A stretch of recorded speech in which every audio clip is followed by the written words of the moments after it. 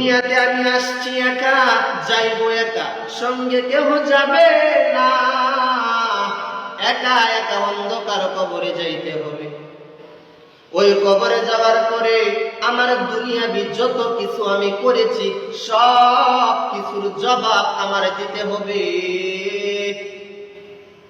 সেদিন যদি আমি সঠিক পরীক্ষার রেজাল্টটা যদি দিতে পারি, আল্লাহ বলেন আর দেরি করার কি প্রয়োজন, জান্নাতের মেহমান তো জান্নাতেই যাইবে।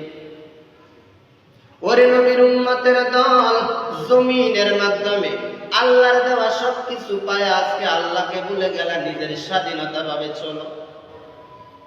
তোমার স্বাধীনতা আছে, তোমার যেভাবে মন চায় তুমি সেভাবেই চলতে পারো, কোনো সমস্যা নাই।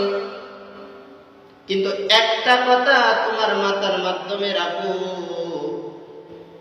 আজরাইল কিন্তু আসার সময় তোমাকে বলবে না আমি আসতেছি।